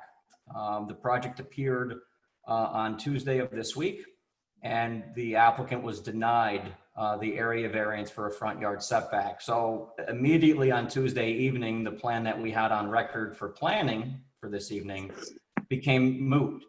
The applicant instructed us to see how fast we could turn something into a zoning compliant plan. And really what we did is we took the two structures, we brought them together with a 0-foot setback on the property line, and we moved the parking to the exterior, or albeit east and west of those proposed new structures. And really that's it. So we didn't change the size scope. The lot sizes changed just a hair. But I do want to point out that the plan in front of the board this evening is compliant to the underlying R2 zoning as it relates to lot size, parking, setbacks, and other items. We do provide the parking on site, 2 spaces per unit, so that'll be 4 spaces per building. And as you can see, I don't think James has the plan up yet.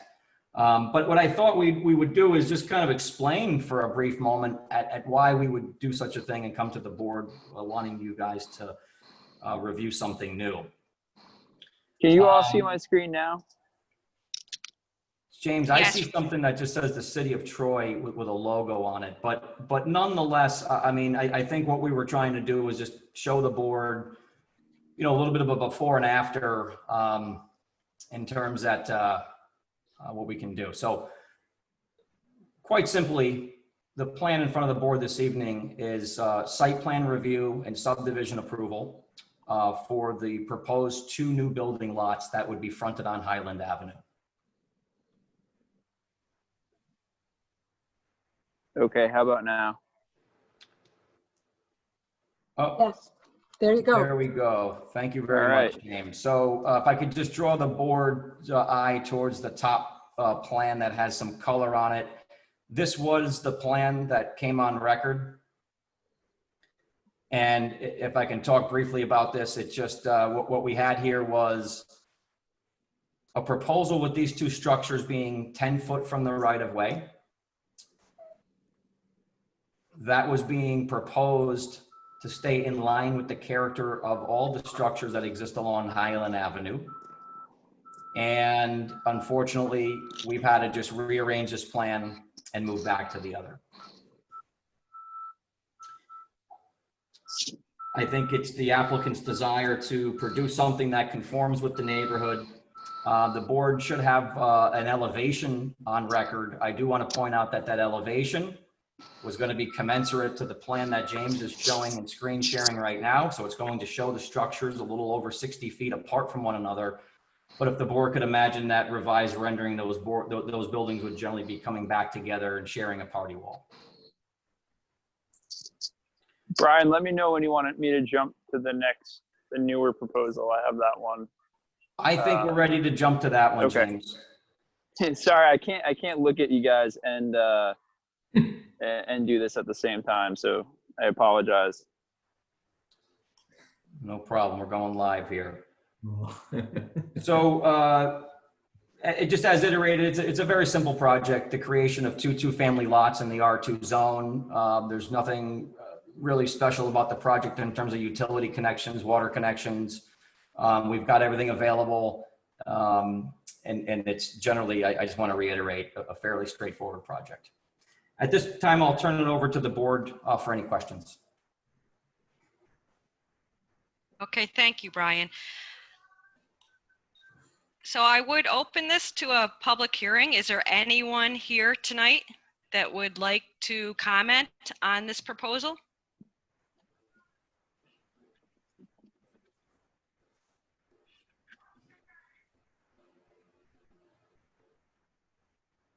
I don't hear any comments. So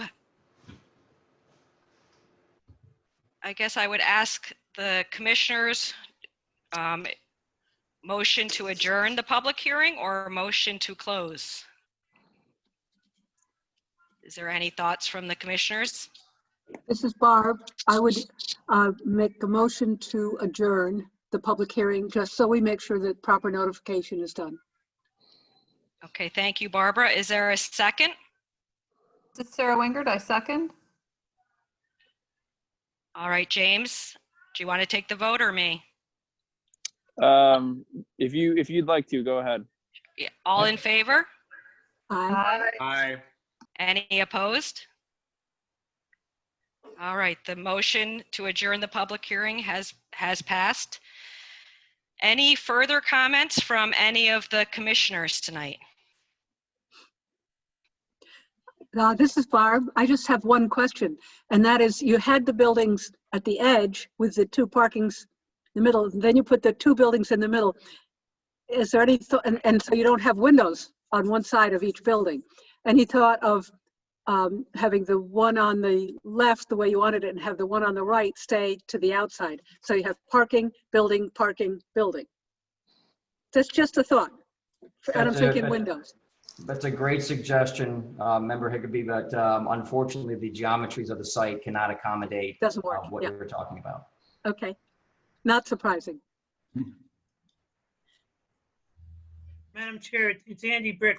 Is it okay if I ask Brian a few questions? Yes, please. Hi, Brian. Hello, Andy. I just wanted to confirm, and so it's on the record, because it was a little tough to see James's phone, although he did his best. The proposal as it stands right now, the design where the building is put back together, could you confirm on the record that does not require either a setback variance or any type of parking variance? So Andy, I will confirm to you that the zoning for side yard setback in R2 is 0/15. And so we are exercising the right for a 0-foot setback along that property line. Okay, but specifically what I'm getting at is though, the two previous variances that were needed in the prior design, because you reworked the design, they are no longer required. You don't need anything from the ZBA for this design, is that correct? That is correct, Andy. As I iterated earlier, due to the denial of the front yard setback relief from Tuesday's request, where the applicant was denied the relief for 10 foot. This plan that is shown in front of the board is by right and conforms to all underlying R2 zoning. Perfect. And that's the phrase I was looking for. This is by right. So you're really here for a 2-lot minor subdivision, site plan review for an attached two families who are going to be attached, right? That's correct. And Okay, great. Thank you. Appreciate it. yeah, I had a question to one of the members, but I guess I'll address it to the chair. And I know we just voted on the extent of the public hearing, but was there a concern that the notice that went out would have been substantially different than what was presented to the board tonight? Can you guys talk about that a little?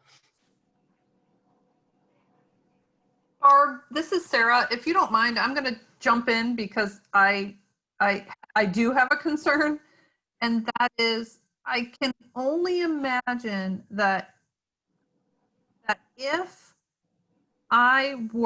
there were members of the public who participated in the zoning meeting, were informed that or witnessed the denial of the requested zoning variance,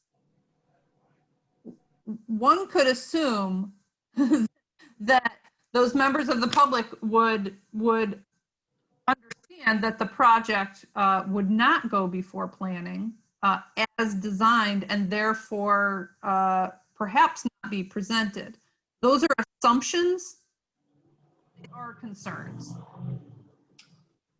And I understand what your concerns are, Member Wenger. I appreciate the feedback. I just, for the record, I think we disagree. The public was noticed. I think we tried really hard at providing a substantially equal type of plan where we did not put the board in that position. I think our take on it, right, wrong, or indifferent, would be the public knows the meeting is tonight. It was still on the agenda, and if they wanted to show, they could have, but we'll respect your decision. And also understand that you are now presenting a different project. Understood. This is what is being proposed right now is not publicly available. Oh, I appreciate the explanation, and like we respect your decision.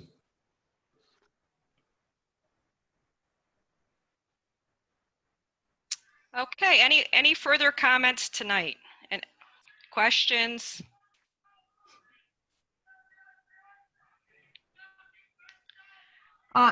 Dee Dee, this is Sarah again. Yes. I would also suggest that because of the reconfiguration of the residential buildings, their facades will certainly be altered, and it would be appreciated if we could see what the revised facades would look like. Duly noted.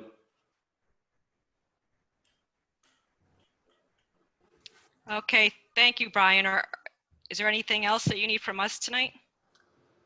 You know, any thoughts or concerns on the development plan? I mean, this is generally a straightforward lot. You know, I guess we would hope to maybe hear some comments from the board tonight, such that maybe if there is no public comment at the October meeting, that we would generally be able to kind of move ahead and have all comments addressed at that point. So if there's any comments that we could hear from the board this evening, it might give the applicant and us a chance to make any revisions before the October meeting. So if we could potentially talk about that, we'd like to use this time for that. Brian, this is Sarah Wengert again, and I think that's really smart. I trust the civil engineering of the project. Of course, it will be vetted, but I would just bring up, and this may be for the applicant or everyone participating in this discussion. Any of us who have been in this neighborhood in Troy over the past, I suppose it would be now 7 years, can recall the compromised land just west of your site that resulted in a landslide. And I realize it's not immediately adjacent to your property, but I would just suggest that some consideration of that, of that historic event be noted and explored. I just want to make sure that everyone is aware of any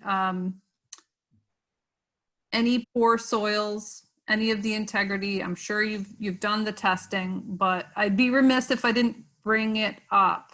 I was personally affected by that, and so I feel compelled to share it. Can we talk a little bit about that now? Yes, let's. Okay, great. I think we too expected somebody within the board to bring this up, but certainly, I guess, somewhat common knowledge of that slope failure that occurred to the west. So what we'd like to reiterate to the board at this point is that we do have a geotechnical engineer on the team. I don't know if the plan is still up in front of you. I know James isn't screen sharing it anymore, but if you have it, you'll see 2 locations of borings on the site. Sarah, we have conducted borings, and we've had a geotechnical analysis already performed, which establishes a safe slope setback, as you're aware. That work was commensurate to an older revision of the design.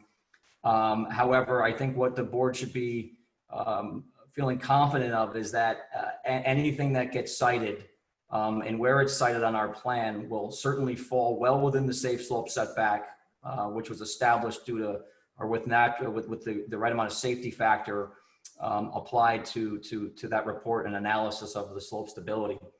So what I'd like to iterate is that we are not going, commando. We are certainly aware of the dangers and concerns around developing on steep slopes, and we and the applicant have taken those necessary steps to do that responsibly. Good, thank you. Okay. All right, any further questions or comments tonight?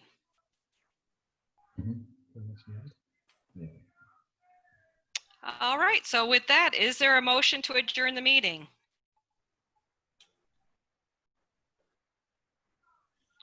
Dee Dee, may I ask, do we need to officially table this or no? Oh, good point. You had, it's Andy, you had adjourned the public hearing. Yes. So the discussion afterwards, if you adjourn the meeting, that's automatically tabled. So it is already on for next month because you adjourned the public hearing. Thank you. All right, great. I want to ask a question. The applicants are here. If there's no other comments from the applicants, I just wanted to iterate to the board just what they've gone through. I think lots of applicants tonight and project sponsors have mentioned COVID-19, and I think lots of people have been behind those delays. This applicant submitted something prior to COVID-19. Of course, we all waited. July was the first chance that we had a chance at the zoning board process. We waited and reappeared for that zoning process into September, which is just this past Tuesday. So that was just my concern and my request, if you will, to try to get all the comments on the table today. The applicant's been waiting an extremely long period of time, and we're about to lose the start or the end of the building season here, which is critical. So we really appreciate Member Wenger and Chair and others, just any technical comments that you've provided and anything else that we can get out of the way this evening. So thank you. And just to clarify, Brian, I think you were actually at the ZBA in June. So I think it's as far back as June, not July. But point taken. I'm gonna start to have Tourette's, Andy, if you keep saying that. Sorry. We all are. No, it's been a long road for these guys, and I will iterate, yes, we're working around steep slopes, but generally speaking, especially compared to the projects we've seen tonight, this is a really straightforward project for the board's purview. So thank you.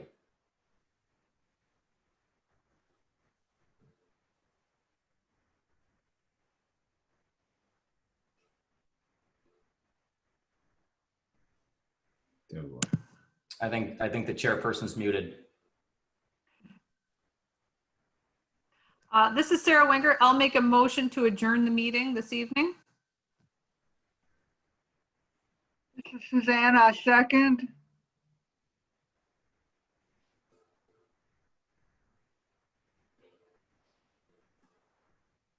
Okay, I'm not sure what's going on with the chairperson's audio, but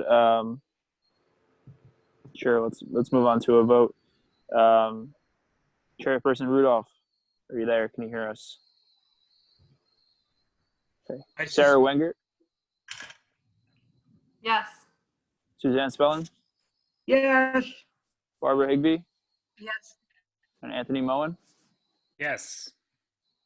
Okay, that motion passes 4-0. Good night. All right, thanks everybody. Good night, everyone. Good night. See you next month. Have a good evening. Good night.